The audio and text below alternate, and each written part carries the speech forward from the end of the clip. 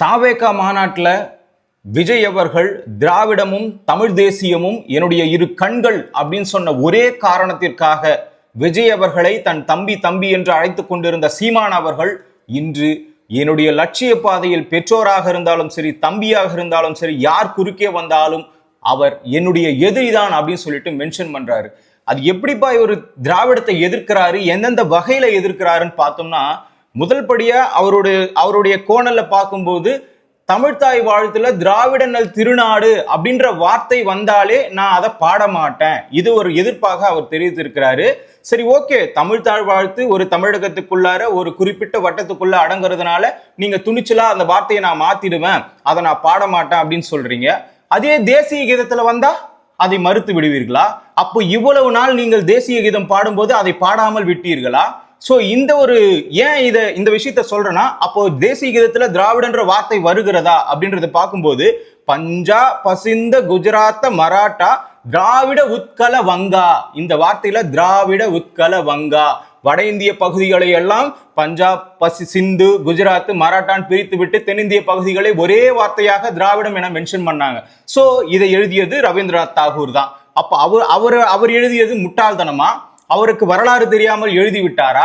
இல்லை அன்றைய காலகட்டத்தில் தென்னிந்தியாவை இப்படி அழைப்பதுதான் வரலாறு என்று அவருக்கு தெரியாமல் அவர் மென்ஷன் பண்ணதுனாலதான் இந்த பாட்டை தூக்கி தேசிய கீதமா போட்டாங்களா?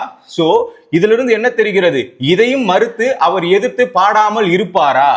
சோ இந்த வார்த்தையை மாற்ற சொல்லி அது மத்திய அரசை கேள்வி கேட்பாரா? இல்லை இதையும் பாடாமல் மறுத்து பிரிவினைவாதத்தை உண்டாக்குவாரா? இல்லை தேசிய பாதுகாப்பு சட்டத்தில் உள்ளே போவாரா அப்படின்ற கொஸ்டின்லாம் உள்ள இருக்கு. என்னப்பா இப்படி எல்லாம்? ஆமா, அவர் சொன்ன ஒரே வார்த்தை தான், தமிழ் தாழ்வாழ்த்தில் திராவிட நல் திருநாடு வரக்கூடாது. அப்ப தேசிய கீதத்திலும் அதே தானே ஃபாலோ பண்ணோம். அப்ப தேசிய கீதத்தை சீமான் அவர்கள் பாட மறுப்பாரா? இந்த கேள்விக்கு அவர் தெளிவான ஒரு ஸ்டேட்மெண்ட் கொடுக்கட்டும். சோ அதுக்கப்புறமா அந்த விஷயத்தை பார்க்கலாம். சோ இதே மாதிரி தான் ஒவ்வொரு விஷயமும் ஒரு கட்டுக்குள்ளதான் அடங்கும். இங்க மனிதன் ஒரு மிகப்பெரிய ஒரு ஒட்டுண்ணி, ஒருத்தரை சார்ந்துதான் ஒருத்தர் வாழ முடியும். அப்படிதான் இப்போ ஒரு தமிழகத்துல எக்ஸ்போர்ட்லாம் நிறுத்திடுறோம்ப்பா, அப்ப சாம்சங் இந்த ஐபோன்லாம் சீமான் அவர்களே ஏற்படுத்தி தந்துருவாரா? அப்படி சிஎம் ஆனா ஏற்படுத்தி தந்துருவாரா? காவிரிலிருந்து தண்ணி தடுக்கப்பட்டு நீங்களும் கரண்ட் கொடுக்காம முல்லை பெரியாறிலிருந்து தண்ணியை தடுக்கப்பட்டு, ஸோ இந்த விஷயத்தெல்லாம் சுற்றி இருக்கக்கூடிய ஒரு மாநிலத்திலிருந்து வாங்கக்கூடிய அந்த பொருட்கள் எல்லாம் தடுக்கப்பட்டு, இவர் மட்டுமே தமிழ் உணர்வோடு நாமளே தயாரிச்சுக்கலாம் எல்லாத்தையும் அப்படின்னு சொல்லிட்டு எல்லாத்தையுமே தடைப்பட்டு மிலிட்ரி ஃபோர்ஸ் எல்லாம் போட்டு இந்த தமிழகத்தை அப்படியே காப்பாத்திடுவாரா? என்னதான் பண்ணுவார் இவர்? தமிழுக்காக தமிழ் உணர்வுன்னு இன்னைக்கு சொல்லிட்டு எல்லாத்தையும் ஒரு கட்டத்துக்குள்ள ஒரு கோட்டைக்குள்ள ஒரு சுருக்கிட்டா, அப்ப வெளியில இருக்கக்கூடிய அண்டை மாநிலமும் சரி, அண்டை நாடுகளும் சரி, அங்கிருந்து வாங்கக்கூடிய பொருட்களும் நாம் இங்கிருந்து தரக்கூடிய பொருட்களும் தடைப்பட்ட பிறகு இவர் எப்படிதான் வாழ்வாதாரத்தை மேம்படுத்துவாரு? சோ இந்த வகையில பார்க்கும்போது இது ஒரு அவல நிலை தானே. இப்போ நாமளும் கொடுக்காம அவங்களும் கொடுக்காம நாம எப்படிதான் வாழ்வாதாரத்தை உயர்த்துறது? இன்னைக்கு 5G 4G என்னென்னமோ போயிட்டு இருக்கு. சோ இந்த காலகட்டத்துல நீ குறிப்பிட்டு இந்த மாதிரிதான் ஒரு வாழ்க்கையை வாழணும். இவர் பின்னோக்கின காலத்துக்கு நம்மளெல்லாம் போக வைக்கிறாரு. இப்போ நம்மளை சுத்தி இவரால் ஆர்மி ஃபோர்ஸை போட்டு நம்மளை கேர் பண்ணி இப்படிலாம் பண்ண முடியுமா அப்படின்றது ஒரு கேள்விக்குறிதான்.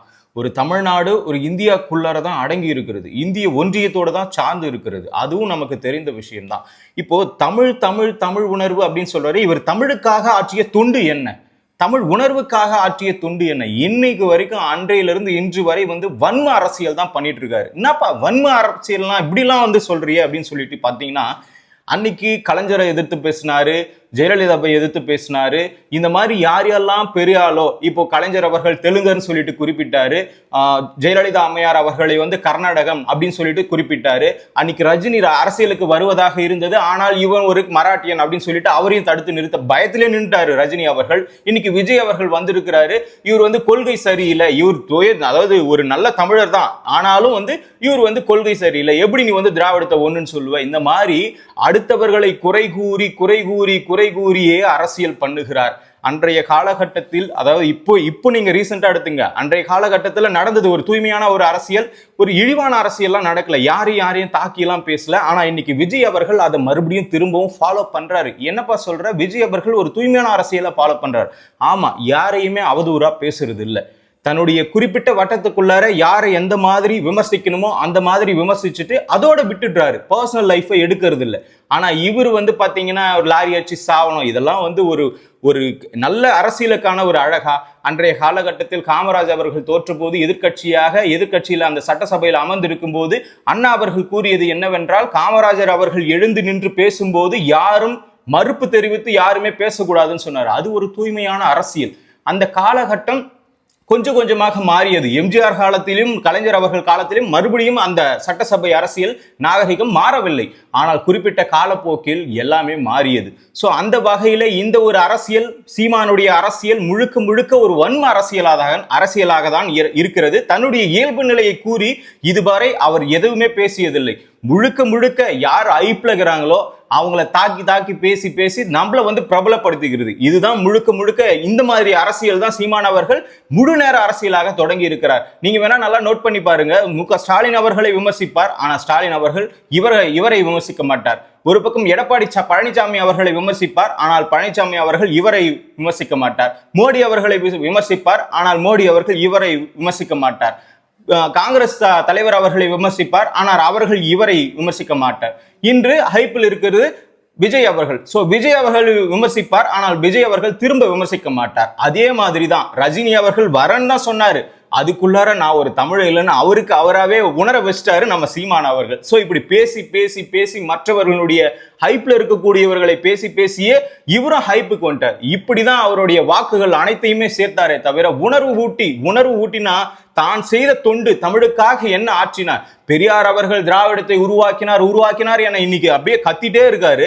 ஆனா பெரியார் செய்த சீர்திருத்தம், தமிழுக்கான சீர்திருத்தம், வார்த்தைகள் இப்படி இருக்கிறது அப்படின்னு சொல்லிட்டு செஞ்ச ஒரு சீர்திருத்தத்தை கூட இன்னைக்கு உங்களால எதுவுமே செய்ய முடியல. ஏதாச்சும் ஒண்ணு நான் இந்த மாதிரி பண்ணிருக்கேன்ப்பா. ஏன் ஒரு ஃபார் எக்ஸாம்பிள் நானே இப்ப சொல்றேனே, காளியம்மாள் அவர்களை உங்களுடைய கழக செயலாளராக மாத்திருங்க, அது போதுமே. இதுதான் தமிழுக்கு ஆற்றிய தொண்டு. இவர் தள்ளி நிக்கட்டும், நான் வந்து இதுக்கெல்லாம் நிக்கலப்பா, கொள்கை பரப்பு செயலாளரா நிக்கல, நீங்க யாருன்னா நில்லுங்கன்னு சொல்லிட்டு வழி விட்டுட்டுமே. இதுவே மிகப்பெரிய ஒரு விஷயம் தானே. சோ இந்த மாதிரி ஒரு விஷயங்கள் எதையுமே பண்ணதில்லை. ஏன் ஒரு ஆங்கிலேயன், ஒரு கிறிஸ்தவன் பண்ண விஷயத்தை கூட சீமான் அவர்கள் இதுவரை தமிழுக்காக எதுவுமே பண்ணதில்லை.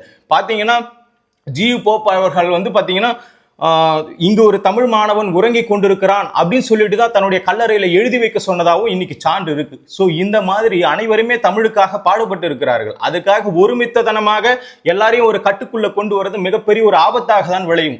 நீங்க தமிழன் அப்படின்னு சுருக்க கூடாது. தமிழுக்காக உங்களுக்கு என்னென்ன பிரியாரிட்டி கொடுக்கணுமோ அதை தான் தமிழ் தேசியமும் தாவேகா ஒரு மாநாட்டில் அவரும் குறிப்பிட்டார். தமிழ் தேசியத்தின் அடிப்படையில் தமிழுக்கு முதன்மை கொடுத்து திராவிடத்தின் அடிப்படையில் அவர்களையும் அதில் ஒன்றிணைப்பதுதான் இன்னைக்கு தாவேகா மாநாட்டில் விஜய் அவர்கள் கூறியது. அதுதான் பொருத்தமாகவும் இருக்கும். அன்னைக்கும் சொன்னதுதான், இன்னைக்கும் சொன்னதுதான். சாலையில அந்த ஓரமா நில்லு, இல்ல இந்த ஓரமா நில்லு, நடுவில் நின்று சாலையில அடிபட்டு போவாத அப்படின்னு சொல்லிட்டு சீமான் அவர்கள் சொன்னார்.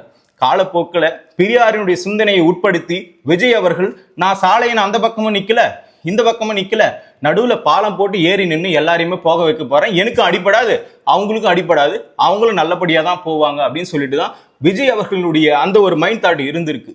ஸோ இதே மாதிரி அவர் கேட்குறாரு, ஒன்று இந்த பக்கமா இல்லை, அந்த பக்கமா இல்லை, ஒன்று கொலகாரனாவும் இல்லை வாழவை, இப்படிலாம் இந்த மாதிரிலாம் வந்து ஒரு அரசியலை செய்கிறாரு. நான் முழுக்க கேட்குறேன், அதே பாணியில கேட்குறேன்.